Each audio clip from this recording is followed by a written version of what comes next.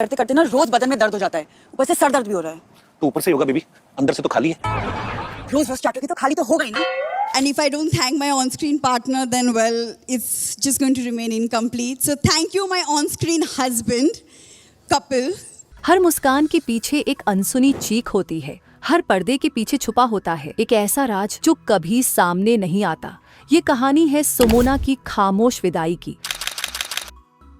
एक ऐसी अभिनेत्री जिसकी जिंदगी कैमरे के सामने जितनी रंगीन दिखी, पर्दे के पीछे उतनी ही रहस्यमयी थी। क्या यह सिर्फ एक स्वास्थ्य से जुड़ा संघर्ष था या फिर किसी बड़ी साजिश की परछाई? तो छोड़ो, मेरी हेल्प करो। अलमारी के उधर मेरा हाथ नहीं पहुंचा, वहाँ पे सफाई करनी है। तो जुबान से कर लो, वो तो कहीं भी पहुंचती है, तुम्हारी बहुत लंबी है। अचानक शो से गायब होना, टीम का अजीब सा मौन और वो सवाल जो किसी ने पूछे ही नहीं। मैं हूँ आपकी सानिया दीदी और 7 एनियास फिल्म लिस्ट के इस रहस्य भरे सफर में आज हम उठाएंगे पर्दे के पीछे छुपे उस सन्नाटे से भरे सच से जो आपको चौंका देगा। जानिए क्यों सुमोना ने बिना अलविदा कहे सब कुछ छोड़ दिया और क्या यह वाकई उनकी मर्जी थी या फिर कोई ऐसा खेल जो अब तक सामने नहीं आया। सच्चाई जितनी दूर है उतनी ही खतरनाक भी। तो चलिए वीडियो को शुरू करते हैं। कहानी शुरू होती है उत्तर प्रदेश की राजधानी लखनऊ की गलियों से, जहां 24 जून 1988 को उनका जन्म हुआ। उन्होंने अपनी शुरुआती शिक्षा लखनऊ के प्रतिष्ठित लोरेटो कॉन्वेंट स्कूल से प्राप्त की।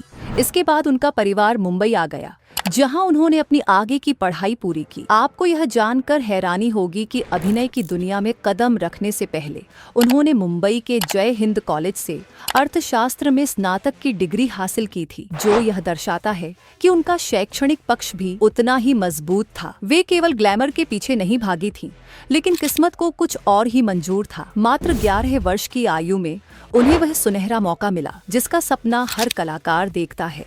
उन्होंने 1999 में आमिर खान और मनीषा कोइराला की चर्चित फिल्म मन में एक बाल कलाकार के रूप में अभिनय किया और यहीं से शुरू हुआ उनके अभिनय सफर का शानदार अध्याय। सालों बाद जब मन फिल्म की एक क्लिप सोशल मीडिया पर वायरल हुई तो सुमोना ने बड़े ही मासूम अंदाज में इसकी पुष्टि की और लिखा, मैं सिर्फ एक बच्ची थी यार। आमतौर पर इतनी बड़ी फिल्म में काम करने के बाद लोग सोचते हैं कि किसी का करियर तुरंत ऊंचाइयों को छू लेता है, लेकिन सुमोना के साथ ऐसा नहीं हुआ। उन्होंने एक अलग रास्ता चुना और एक्टिंग से दूरी बनाकर अपनी पढ़ाई पर ध्यान केंद्रित किया। ये फैसला दिखाता है कि वह ग्लैमर की चकाचौंध से प्रभावित हुए बिना एक बेहद प्रैक्टिकल सोच रखने वाली इंसान थी। पढ़ाई पूरी करने के बाद जब उन्होंने एक्टिंग में दोबारा कदम रखा तो बड़े पर्दे के बजाय उन्होंने छोटे पर्दे को चुना। लेकिन यह वापसी आसान नहीं थी। उन्होंने एकता कपूर के धारावाहिक कसम से अपना टेलीविजन डेब्यू किया, जिसके बाद डिटेक्टिव डॉल, सुन यार चिलमार और कस्तूरी जैसे धारावाहिकों में भी नजर आईं। हालांकि इन शुरुआती भूमिकाओं से उन्हें कोई खास पहचान नहीं मिल सकी। ये दौर उनके करियर का संघर्षमय चरण था। एक बड़ी फिल्म से डेब्यू करने के बावजूद सुमोना को टीवी इंडस्ट्री में अपनी पहचान बनाने के लिए कई वर्षों तक कड़ी मेहनत करनी पड़ी। लंबे संघर्ष के बाद आखिरकार उनके करियर में बदलाव की हवा उस वक्त चली जब 2011 में उन्हें एकता कपूर के सुपरहिट धारावाहिक बड़े अच्छे लगते हैं में नताशा कपूर की अहम भूमिका मिली। राम कपूर और साक्षी तंवर जैसे अनुभवी कलाकारों के साथ इस शो में उनका ग्रे शेड वाला किरदार दर्शकों को काफी पसंद आया। यही वह मोड़ था जिसने उन्हें दर्शकों और इंडस्ट्री की नजरों में ला खड़ा किया। सुमोना खुद इस शो को अपने करियर का टर्निंग पॉइंट मानती है, जिसने उनके लिए नए अवसरों के दरवाजे खोले। और फिर एक दिन अचानक एक ऐसा फोन कॉल आया जिसने सब कुछ बदल कर रख दिया। जब वह बड़े अच्छे लगते हैं में एक गंभीर किरदार निभा रही थी, तब सोनी टीवी के शो कहानी कॉमेडी सर्कस की से उन्हें एक अप्रत्याशित प्रस्ताव मिला, एक स्टैंड अप कॉमेडियन के साथ जोड़ी बनाकर मंच पर उतरने का। सुमोना ने बाद में एक इंटरव्यू में खुलासा किया कि जब उन्हें कॉमेडी सर्कस का ऑफर मिला तो उनकी पहली प्रतिक्रिया थी जोरदार हंसी। उन्होंने साफ कहा, मैंने कभी हार्डकोर कॉमेडी नहीं की थी और वाकई में कॉमेडी उनके लिए एक बिल्कुल नई, अनजान और चुनौतीपूर्ण दुनिया थी। दिलचस्प बात यह रही कि उस समय शो में कपिल शर्मा के लिए जोड़ीदार ढूंढना बहुत मुश्किल हो रहा था। या तो उनके पार्टनर शो छोड़ रहे थे या उन्हें हटाया जा रहा था। ऐसे में एक सीरियस फिक्शन एक्ट्रेस का कॉमेडी शो में आना अपने आप में एक बड़ा जोखिम था, लेकिन किस्मत ने दोनों को एक साथ लाकर एक ऐसा जादुई कॉम्बिनेशन बना दिया जिसने सबको चौंका दिया। एक तरफ कॉमेडी के अनुभवी उस्ताद कपिल शर्मा और दूसरी तरफ कॉमेडी की दुनिया में एकदम नई सुमोना। ये जोड़ी पहली नजर में बिल्कुल अपरंपरागत थी, मगर जैसे ही ये दोनों मंच पर आए, उनकी ट्यूनिंग और केमिस्ट्री ने दर्शकों के दिल जीत लिए। उनकी परफॉर्मेंस इतनी लोकप्रिय हुई कि वे उस सीजन के विजेता बन गए।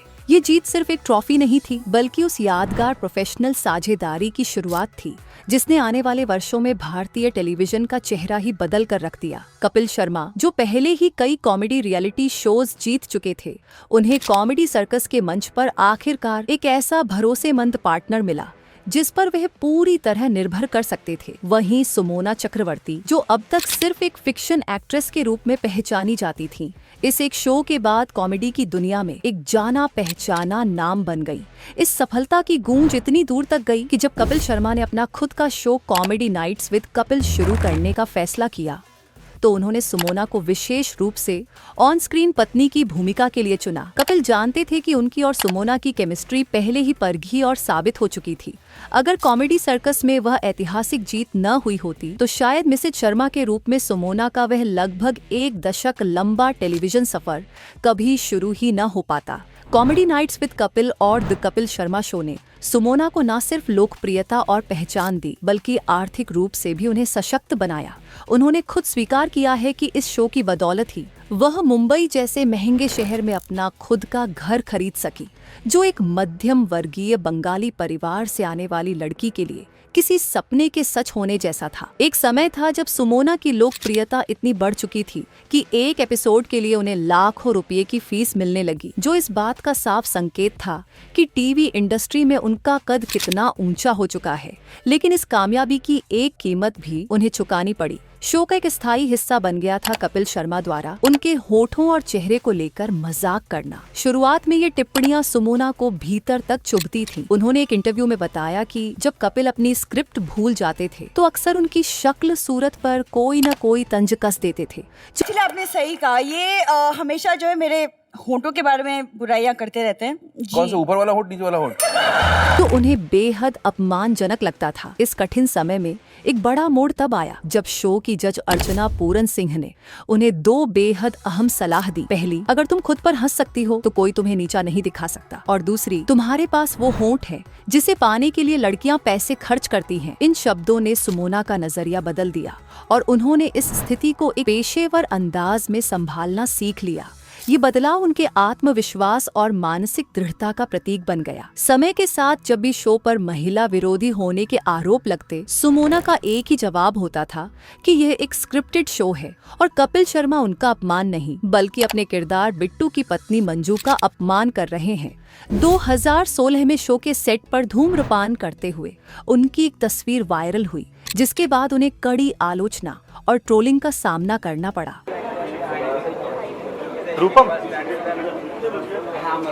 हालांकि कुछ वर्षों बाद उन्होंने पूरी तरह से धूम्रपान छोड़ दिया और सोशल मीडिया पर अपनी इस यात्रा को साझा करते हुए बताया कि अब उन्हें सिगरेट का धुआं भी बर्दाश्त नहीं होता। ये बदलाव उनके जीवन में एक महत्वपूर्ण व्यक्तिगत रूपांतरण था।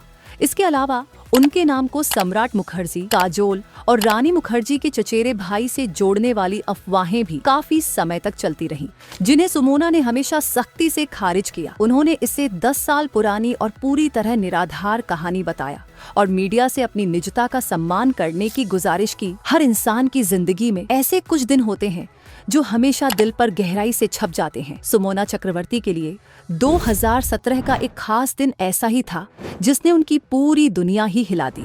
उस सुबह उनकी मां की तबीयत अचानक खराब हो गई थी। उनके पिता, जो हमेशा परिवार की ताकत बने रहे, मां को लेकर अस्पताल के लिए निकले। घर के नजदीक ही 7 हिल्स के पास अस्पताल था, इसीलिए उन्होंने सोचा कि कार छोड़कर ऑटो रिक्शा लेना जल्दी रहेगा। लेकिन मुंबई जैसे बड़े शहर में सुबह सुबह रिक्शा मिलना भी कभी कभी युद्ध के समान होता है। उन्होंने कई रिक्शे रोके पर कोई नहीं रुका। अंत में एक रिक्शा वाला तो रुका, पर जब पिता ने जल्दी अस्पताल पहुंचाने की बात कही तो वह ड्राइवर तैयार नहीं हुआ। दोनों के बीच बहस हो गई, आवाजें बढ़ी और गुस्से में वह रिक्शा वाला वहां से चला गया, जिससे स्थिति और भी तनावपूर्ण हो गई। सुमोना के पिता को शायद ही अंदाजा था कि कुछ ही क्षणों में वह व्यक्ति जो गया था लौट कर आएगा, पर मदद के लिए नहीं बल्कि हमला करने। वह चुपके से पीछे आया और उनके सिर पर पत्थर से प्रहार कर दिया। पलक झपकते ही खून बहने लगा और वे वहीं गिर पड़े। सुबह के 10 बजे की भीड़ भाड़ वाली सड़क पर कोई भी मदद को आगे नहीं आया। उस समय सुमोना की माँ, जो स्वयं बीमार थी, ने हिम्मत बटोरकर अपने घायल पति को किसी तरह अस्पताल पहुंचाया। ये घटना केवल शारीरिक चोट नहीं थी, बल्कि सुमोना के परिवार और उनकी आत्मा पर गहरा आघात थी। बाद में पुलिस में शिकायत दर्ज की गई, पर उस पल का भय और दर्द, उनके पिता के खून से सनी यादें सुमोना कभी नहीं भूल सकी। उन्होंने इसे अपना सबसे बुरा दिन बताया। सुमोना एक चुपके और दर्दनाक लड़ाई भी लड़ रही थी। मई 2021 में उन्होंने इंस्टाग्राम पर खुलासा किया कि वे 2011 से एंडोमेट्रियोसिस, एक गंभीर बीमारी से जूझ रही हैं, जो कई वर्षों से चरण 4 में है। तो दोस्तों, ये एक ऐसी स्थिति है जिसमें बेहद दर्द होता है और जो महिलाओं के प्रजनन स्वास्थ्य को भी गहरा असर पहुंचा सकती है।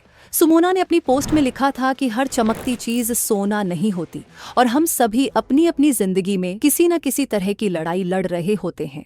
ये खुलासा उनकी हिम्मत और उस गहरे दर्द को सामने लाता है जिसे वह सालों तक पर्दे के पीछे छुपाए रखती थी। लेकिन फिर ऐसा हुआ जिसकी किसी ने कल्पना भी नहीं की थी। कपिल शर्मा ने अपने करियर की सबसे बड़ी छलांग लगाई और नेटफ्लिक्स पर अपना नया show the great Indian Kapil show लेकर आए।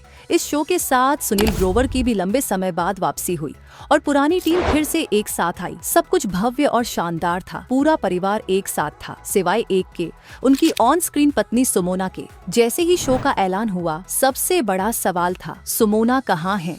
क्या उन्हें शो से बाहर कर दिया गया, या उन्होंने खुद शो छोड़ दिया, या फिर इस चमक दमक के पीछे कोई गहरी और अनकही कहानी छुपी है जो आज तक किसी के सामने नहीं आई। शो के प्रीमियर के बाद दर्शकों ने तुरंत सुमोना की कमी को महसूस किया और सोशल मीडिया पर सवालों की बाढ़ आ गई। फैंस ने साफ कर दिया कि कपिल शर्मा का परिवार उनके बिना अधूरा है, चाहे वह मंजू हो या भूरी। लोग लगातार मांग कर रहे थे कि सुमोना को शो में वापस लाया जाए, क्योंकि उनके बिना शो की वह पुरानी चमक और मस्ती कहीं खो गई थी।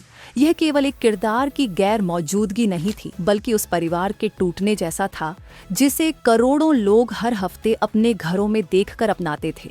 लेकिन कहानी में ट्विस्ट तब आया जब सुमोना से इस विषय में पूछा गया। उन्होंने बेहद सादगी और प्रोफेशनलिज्म के साथ जवाब दिया कि उनके पास कोई स्पष्ट उत्तर नहीं है। उन्होंने बताया कि उनका पिछला शो जुलाई 2023 में खत्म हो गया था और इसके बाद सभी अपने अपने जीवन और प्रोजेक्ट्स में व्यस्त हो गए। सुमोना ने यह भी जोर देकर कहा कि उनके और कपिल के बीच कोई मनमुटाव या झगड़ा नहीं है। एक इंटरव्यू में तो उन्होंने साफ कह दिया कि वे शो को मिस नहीं कर रही हैं और उनका कपिल के साथ रिश्ता हमेशा से ही पूरी तरह प्रोफेशनल रहा है। लेकिन क्या यह कहानी सचमुच इतनी सीधी और सरल है? पर्दे के पीछे की खबरें कुछ और ही रहस्य और जटिलता को उजागर कर रही थीं। दोस्तों, कई मीडिया रिपोर्ट्स और अंदरूनी सूत्रों ने दावा किया कि सुमोना को इस फैसले से बहुत बड़ा झटका लगा और वे बेहद नाराज व दुखी थीं। रिपोर्ट्स के मुताबिक उन्हें पूरी उम्मीद थी कि उन्हें भी नेटफ्लिक्स के नए शो में शामिल किया जाएगा, लेकिन कपिल की तरफ से कभी कोई कॉल या संपर्क नहीं आया। ये भी कहा गया कि सुमोना को ऐसा लगा कि शायद शो में उनके लुक्स, खासकर उनके होठों पर जो मजाक उड़ाया जाता था, उसने कास्टिंग के फैसले को प्रभावित किया हो। शो की तरफ से आधिकारिक बयान आया कि नेटफ्लिक्स शो का फॉर्मेट पूरी तरह अलग है और ये एक क्रिएटिव फैसला था, लेकिन एक दशक की वफादारी के बाद बिना किसी स्पष्ट बातचीत के शो से बाहर कर दिया जाना किसी भी कलाकार के लिए बहुत बड़ा झटका होता है। इन दो अलग अलग कहानियों के बीच सुमोना का एक इंस्टाग्राम पोस्ट बहुत कुछ कह गया। उन्होंने एक रहस्यमयी पोस्ट शेयर की जिसमें लिखा था, अगर आप किसी चीज को मौका नहीं देंगे तो आपको कैसे पता चलेगा कि वह आपके लिए बनी है। कई लोगों ने इससे उनकी वर्तमान स्थिति पर एक निहायत ही स्पष्ट और गहरा जवाब माना। ये स्पष्ट था कि सुमोना के प्रोफेशनल बयानों और अंदर से आहत होने की खबरों के बीच एक बड़ा विरोधाभास मौजूद था। संभवतः वे सार्वजनिक रूप से अपना दर्द दिखाना अपनी कमजोरी समझती थीं, इसलिए उन्होंने अपनी गरिमा बनाए रखने और भविष्य के अवसरों के लिए दरवाजे खुले रखने के लिए एक रणनीतिक और पीआर सुलभ तरीका अपनाया। जब सुमोना को शो से बाहर किया गया तो शो की परफॉर्मेंस ने भी अपनी अलग कहानी बयान की। सोनी टीवी पर death Kapil Sharma show TRP chart पर राज करता था और भारतीय परिवारों के लिए एक वीकेंड रिचुअल बन चुका था जिसकी लोकप्रियता वर्षों तक बरकरार रही। वहीं नेटफ्लिक्स पर the great Indian Kapil show ने धमाकेदार शुरुआत की। पहले 2 एपिसोड को 2 मिलियन से अधिक व्यूज मिले, लेकिन तीसरे सप्ताह से ही शो की व्यूअरशिप में भारी गिरावट आई। ये दर्शक संख्या 0.2 मिलियन तक गिर गई और अंततः शो नेटफ्लिक्स की ग्लोबल टॉप 10 लिस्ट से बाहर हो गया, जिससे स्पष्ट हुआ कि शो की सफलता अपेक्षित स्तर तक नहीं पहुंच पाई। लेकिन कपिल शर्मा के शो से बाहर होने के बाद सुमोना ने साबित कर दिया कि उनकी पहचान सिर्फ मिसेस शर्मा तक सीमित नहीं है। उन्होंने अपने दूसरे जुनून खासकर ट्रैवल को आगे बढ़ाया और दुबई डायरीज और स्विस मेड एडवेंचर्स जैसे ट्रैवल शो होस्ट किए। उनका सबसे बड़ा और साहसिक कदम फेयर फैक्टर था। खतरों के खिलाड़ी 14 में उनकी भागीदारी के पीछे अंदरूनी सूत्रों का कहना है कि कपिल के शो से अचानक बाहर होने के बाद उन्हें एक नए मंच की जरूरत थी और ये शो उनकी मूल योजना का हिस्सा नहीं था। ये उनके करियर में एक नई शुरुआत और खुद को दोबारा साबित करने की कोशिश थी। जब कपिल और सुमोना पेशेवर तौर पर अलग हो चुके हैं, तब भी ये कहानी अधूरी लगती है। दर्शकों का भावनात्मक जुड़ाव अभी भी मजबूत है और सवाल आज भी वही बना हुआ है। दोस्तों, आपने देखा सुमोना की अनकही कहानी और उनके संघर्षों के पीछे छुपे सच को। अगर आप ऐसे रहस्यमयी और दिलचस्प किस्से जानना चाहते हैं तो 7 एनियास फिल्म लिस्ट को सब्सक्राइब करें और हमारे साथ जुड़े रहें। हम आपके लिए लाते रहेंगे पर्दे के पीछे की वो कहानियाँ जो कभी सामने नहीं आई। हर सितारे की जिंदगी में छुपे होते हैं कई राज और हम उन्हें आपके सामने खोलते रहेंगे। तब तक अपनी जिज्ञासा बनाए रखें और हमारे चैनल के साथ बने रहिए। धन्यवाद।